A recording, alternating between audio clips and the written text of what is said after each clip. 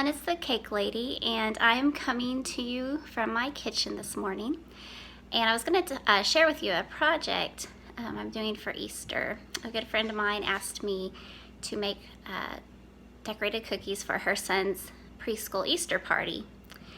And so whenever I need ideas, I always go on Pinterest. Rarely do I ever come up with an idea completely on my own, but I like to go and peruse Pinterest and either use those ideas or kind of take pieces from different projects and make them my own.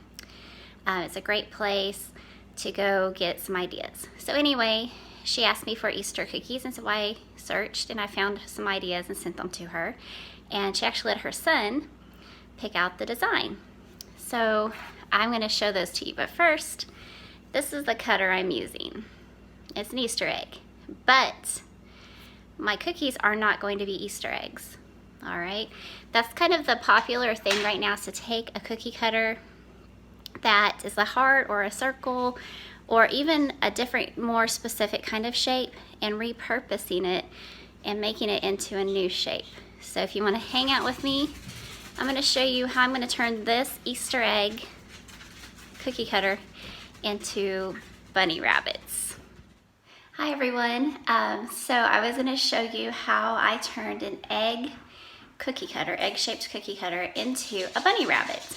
And unfortunately, I was really busy last night, got a later start on the cookies, so I didn't get any video footage of me actually decorating the cookies, but I was going to show you the finished product and kind of walk you through how I did it. So this is a little bunny rabbit. How cute is this? Now, I saw a picture of this on Pinterest, and that's where I got the idea. And the little boy I'm making these for, I sent his mom a bunch of pictures of different cookies, and he picked these out. I just really love them.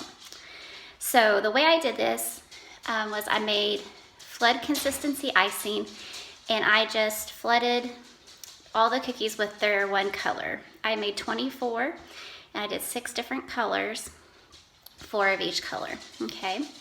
Then I waited for the icing to set up, so it got a little bit hard, and then I piped the eyes and the little nose, and I used a stiffer consistency. It wasn't quite really super stiff, but I would say probably medium consistency. I didn't want the eyes just to kind of, kind of puddle and flow.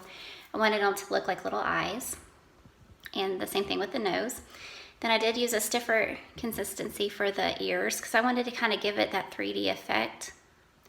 So I kind of piped an ear shape. I don't know what you call that, oval with a little point at the end. I'm not really sure. And then I did the pink inner ear, and then I did a little bit of a cotton ball tail. And on the tail I had these little crystal sprinkles, and I put those on the tail just to give it some texture and some a little bit of interest, and of course sparkle. You've always got to have some sparkle on the cookies. So I did a blue one, an orange, yellow,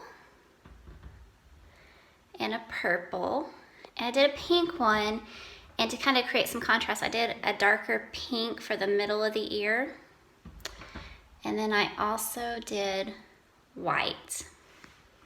So these were a really fun cookie to make. They're really cute. And I love taking a basic shape of a cookie cutter and making something completely different. That's really how you get mileage out of your cookie cutters. You don't have to buy a ton of shapes. You can look at the cookie cutters you already have and kind of think outside the box, so to speak. Heart shapes, you can do a ton with those. Round, oval, square, lots of great ideas with those type of shapes. You can just go crazy. I do get a lot of my ideas off of Pinterest. I like to take pieces, bits and pieces from like one idea and another, and kind of combine it, make it my own. And you know what? Sometimes they work, sometimes they don't. I've had my share of Pinterest fails, but I just keep trying and playing with it. Don't ever be afraid to try new things.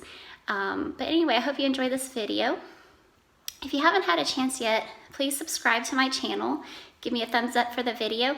I like to share ideas and tips for baking and decorating, and so I hope this video you found very helpful on, just thinking outside the box for your cookie cutters. So have a great day, and from my kitchen to yours, I'll see you later. Bye.